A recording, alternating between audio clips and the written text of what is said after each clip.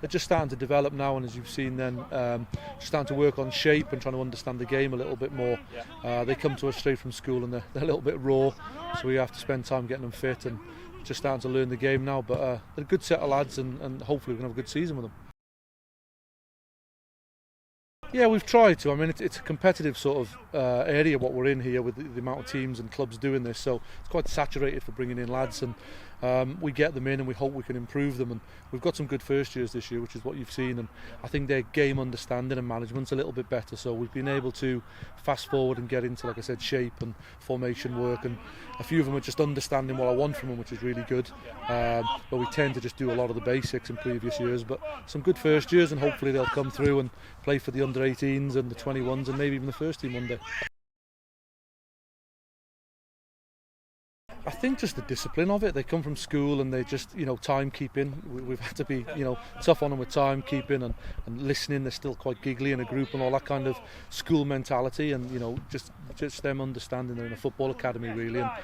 And my standards are probably quite high for them, and it takes them a month or two to adapt to that. But as you've seen today, they've probably been better than usual because you're here filming, but they've done it really well and they are improving. And we work on the diet and the fitness and just the basics of football, but a lot of it is just tidying up their sort of behaviour and, like I said, discipline and other things. And once they start to realise they're here to work, we're starting to get somewhere. It's probably a bit of everything. I mean, in all honesty, the lads we get here are of a certain ability, and we're trying to make them the best we can be. I mean, me and Jack as well, we work, and Dave, we work really hard on making them better men. Sometimes they aren't going to be footballers, but we take a lot of pleasure in lads that have been on the course, they don't get employment, go to uni, and just leave the course better people, but still playing football maybe on a Saturday somewhere. Ideally, they're playing Northwest counties or above, or coming into our first team, but ultimately as long as they leave here better men and they've learned a bit and enjoyed it, that's the main thing. And we just work hard at doing that for them and trying to teach them some sort of life lessons. It's a great opportunity for him. Jacko always says it wasn't around when he was that age, which probably going back a long time. Jacko was a teenager, but it's a great opportunity for him. Yeah, they're getting well coached, well looked after. They've got a physio on site, and the goalies get one-to-one stuff with Jacko, so they've got every opportunity to do well for themselves. And like I said, it's a good group this year, and hopefully a few of them can come through and play non-league football, whether that's with us or someone else. Yeah, we had a tough start fixture-wise, and I don't think we were quite there. We tinkered with the formation a bit, but we're kind of crying out for number 9 all season, and I think we've been lucky enough to get Dackers in from Salford, and he's made a huge difference to the way we play. And I think most teams need a proper number 9 or a proper striker to lead the team a little bit, And since he's come in, things have picked up, and we've won 5 out of our last 7. We lost at Warrington on the weekend, but a good strong team that will be right up there, and they did a bit of a number on us really and stopped us playing. But thrilled with the turnaround, and we look now like a team that can go and hurt teams and play some good football. So things are on the up hopefully, and we can continue that. I mean, we can always improve. I don't think there's masses to be done. I think we could still get 1 or 2 in that would be good quality for us that can improve us. A lot will depend on keeping loan players. I've noticed quite a few teams this year have got some good loan players. Stalybridge come to us on Saturday. They've got some excellent attackers that are on loan. So need a bit of luck with keeping them. We're keeping Marcus for another month, which is good. So Marcus will be here another month, and hopefully we can be up there. I mean, ideally a top 10 finish would be great. But if we're in the top 10, obviously we've got ideas of trying to be in the top 5 or 6. So we'll push all we can for it, and I'll push the board if and when we need reinforcements, and hopefully we can have a real good go at it. And I'd say on our current form, hopefully we can be around there.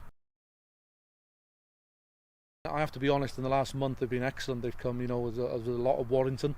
We've been taking a few fans away, which is really good, and a few more turning up at home. And I get where they're at. It's been a club that's probably been on the decline, if you like, for a long time. They've not had much success on the pitch, so it's difficult to just say to people, come along and everything's going to change. You probably have to take a bit of a leap of faith in us really, and maybe come along, enjoy it, give it 10, 12 games, not 2 or 3 before you disappear, and try and support the team. It makes a huge difference to me and the lads, and it's been good of late, so hopefully that continues.